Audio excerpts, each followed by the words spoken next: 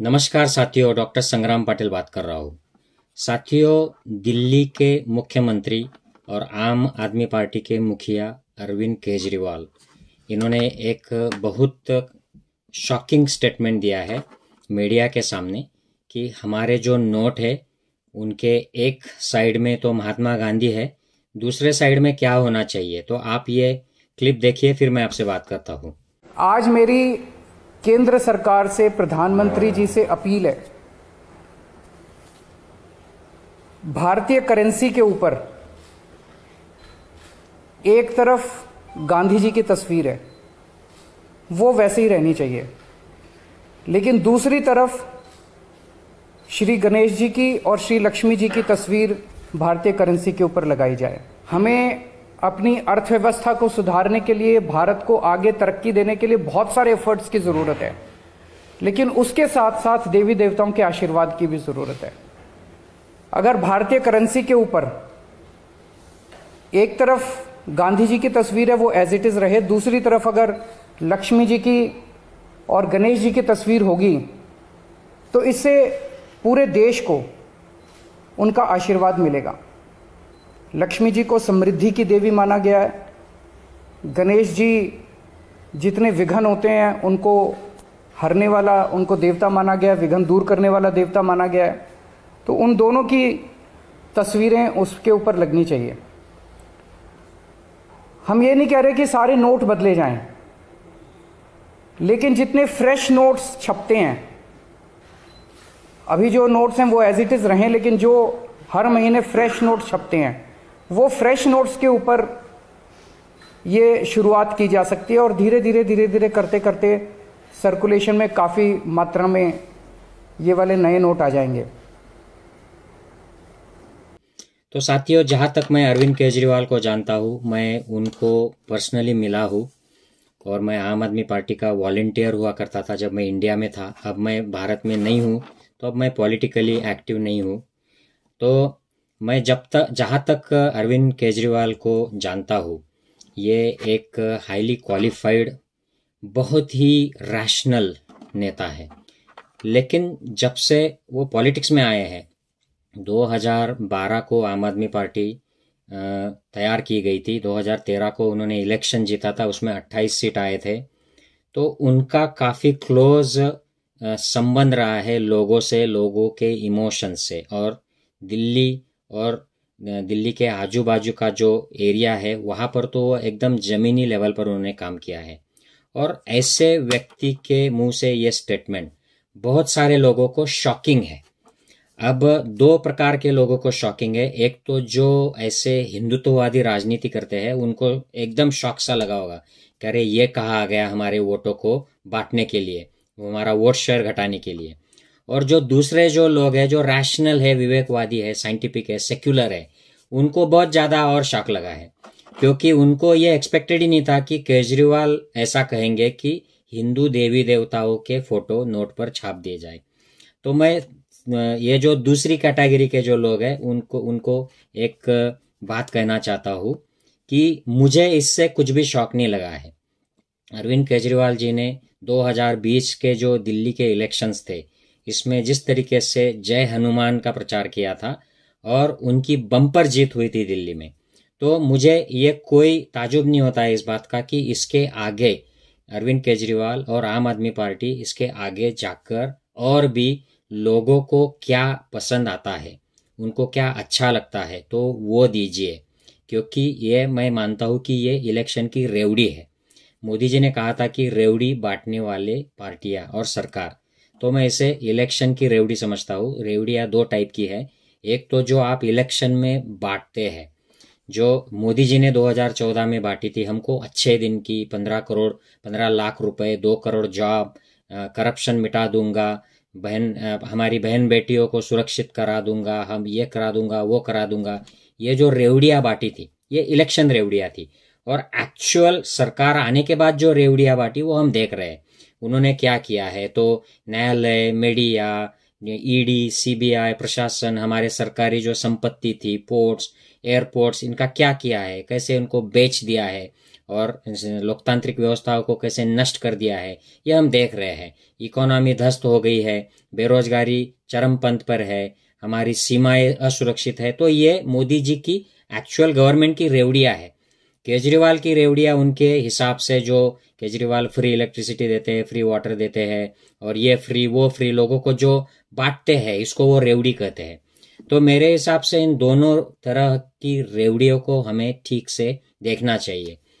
हमारे महाराष्ट्र राज्य में पीछे एक बार एक मसला बड़ा चर्चा में आया था कि बाबरी मस्जिद जो है वो किसने गिराई थी। तो शिवसेना के जो नेता है उद्धव ठाकरे, तो उन्होंने कहा था कि मेरे पिताजी उस वक्त जब ये बाबरी मस्जिद गिरी थी, तो उन्होंने आगे आकर कहा था और आगे आकर उसका सपोर्ट किया था, और ये भी कहा था कि मेरे शिवसेना के लोग इसमें हैं और मुझे इसमें गर्व है। तो भाजपा के फडणवीस साहब आगे आकर उन्होंने कहा था कि मैं तो उसमें वहां पर था और मैं जेल में भी गया था, और उनके ऊपर फिर टिक्का टिप्पणी हो गई थी कि भाई आप इतने छोटे थे तो कैसे जेल में चले गए थे, आप तो बच्चे थे उस वक्त। तो इस तरीके का माहौल हो गया था। तो मैंने एक वीडियो में कहा था कि यह सब क्यों हो रहा है। बाबरी मस्जिद गिराना यह क्रिमिनल एक्टिविटी है, एंटी नेशनल एक्टिविटी है, ऐसा सुप्रीम कोर्ट ने कहा था। लेकिन फिर भी उस एक्टिविटी को क्लेम करने के लिए, उसका जो क्रेडिट है वो लेने के लिए पार्टीज आगे आ रही है, और हमने ये क्रिमिनल एक्टिविटी की है, ये गलत काम हमने किया है, इसके लिए उनकी कंपटीशन चल रही है। तो ये क्यों हो रहा है? तो मैंने इस वीडियो में कहा था कि ये इसलिए हो रहा है कि ये जिस वोटर को इन्फ्लुएंस करना चाहते हैं, एक तो वो मूर्ख है, नहीं तो ये पार्टियां उसको मूर्ख समझती है। तो वो इतना मूर्ख समझते हैं ये हिंदू वोटर्स को कि वो उसको फिक्स ये कराना चाहते हैं, उसके मन पर इंप्रेस कराना चाहते हैं हिंदू वोटर के, कि मुसलमानों की मस्जिद गिराना ये गैर कानूनी काम, ये गलत काम हमने तुम्हारे लिए किया था, हमने ये पाप किया था, हमने ये क्राइम किया था, हमने यहाँ पर संविधान के खिलाफ, भारत के कानून के खिलाफ ये कदम उठाया था। और ये सोचते हैं कि अगर हम ऐसा उसको इंप्रेस करते हैं वोटर को, तो वोटर बड़े जोर शोर से हमको वोटिंग करेगा और हमारे लिए सरकार बन जाएगी, हम सत्ता में आ जाएंगे। तो ये वोटर की मूर्खता, ये समझते हैं कि वोटर मूर्ख है। हिंदू जो वोटर है, सामान्य हिंदू वोटर, उसको कुछ समझता नहीं है, बस हिंदू हिंदू कर दो, भगवान का नाम ले लो, मंदिर का नाम ले लो, वो आंख बंद करके हमारे झोले में वोट्स डाल देगा और हम फिर चुनाव जीत जाएंगे, हम सत्ता में बने रहेंगे। तो अब बात करते हैं 2020 की। 2020 में आप अगर ठीक से याद करो तो मोदी, अमित शाह, भाजपा के देश भर के सारे मंत्री, सांसद, विधायक, आरएसएस, बजरंग दल, विश्व Hindu Parishad, ED, CBI, election commission, ये सब मिलकर दिल्ली में काम कर रहे थे और भाजपा के लिए काम कर रहे थे।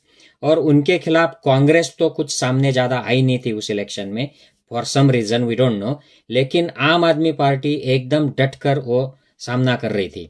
और आम आदमी पार्टी के एक एक कैंडिडेट को चुन चुन कर टारगेट किया जा रहा था, उनको किस तरीके से उनको हराया जाए, उनको बदनाम कर दिया जाए, उनको अलग अलग सरकारी एजेंसियां लगाकर उनको उसमें ब्लॉक कर दिया जाए, उनकी एक्टिविटीज कम कर दी जाए, ये सारे प्रयत्न हो रहे थे।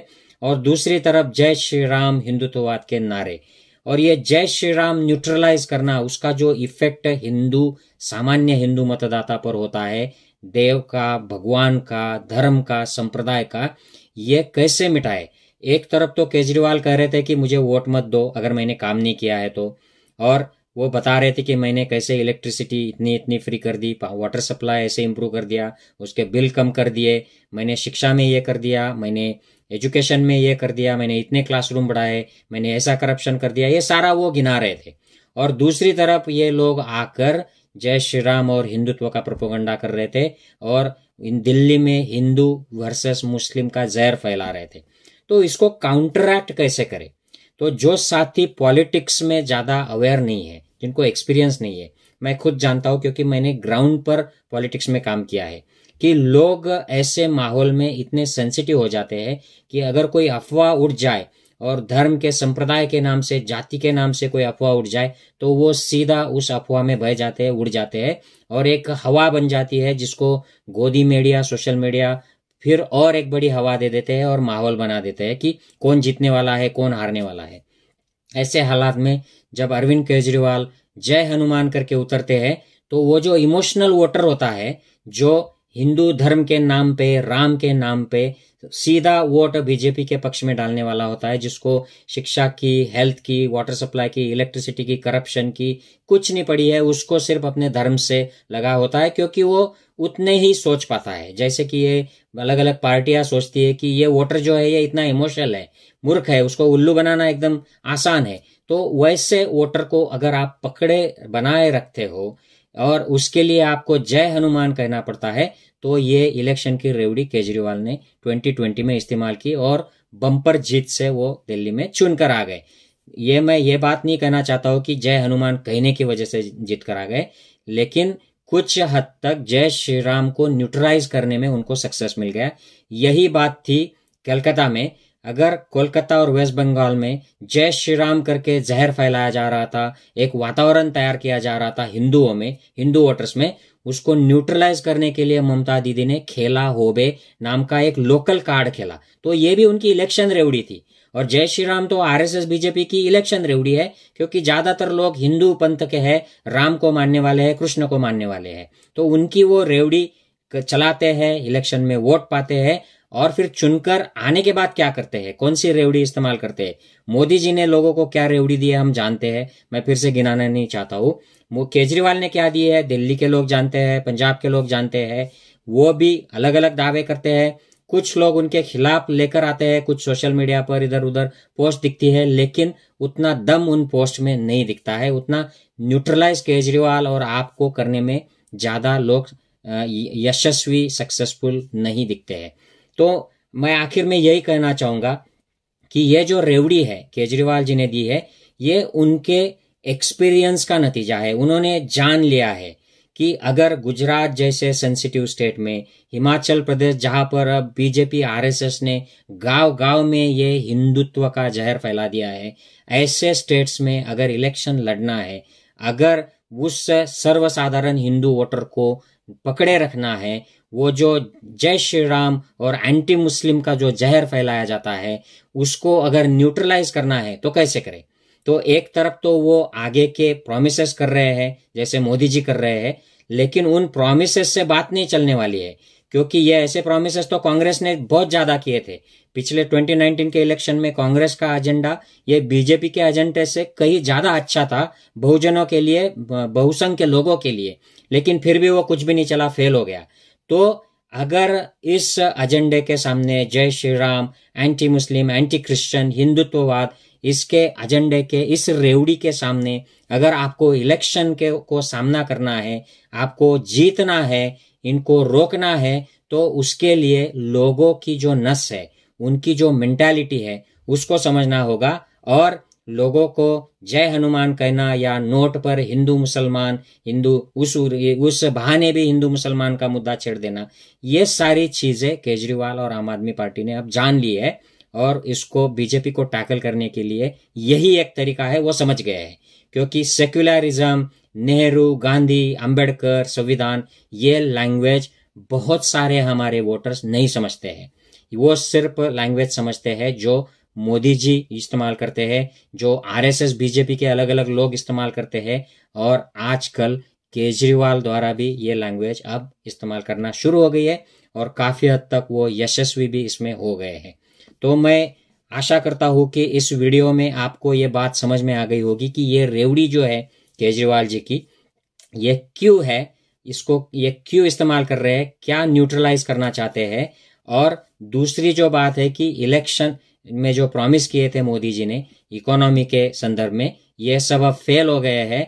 अब इसको भगवान ही बचा सकते हैं, ये अब मोदी जी के हाथ में नहीं है, मोदी जी इसमें फेल हो गए हैं। ये भी इनडायरेक्ट संदेश उन्होंने इसमें से दिया है, लेकिन मेन उन्होंने हिंदू वोटर्स को टारगेट किया है, जो ये हिंदुत्ववाद, एंटी मुस्लिम, जय श्री राम, ये वो प्रोपेगेंडा से इन्फ्लुएंस हो जाते हैं और बीजेपी के जो साइड में वोट डाल देते हैं, उसको वो टारगेट करना चाहते हैं। I hope this makes sense. मैं इसमें केजरीवाल की साइड नहीं ले रहा हूँ या बीजेपी को अपोज नहीं कर रहा हूँ। मुझे जो न्यूट्रली लग रहा है मैंने वो इस वीडियो में आपके सामने प्रस्तुत किया है। अगर आप इससे सहमत हो तो शेयर कीजिए वीडियो को। मिलते हैं और किसी वीडियो में। जय हिंद, टेक केयर साथियों।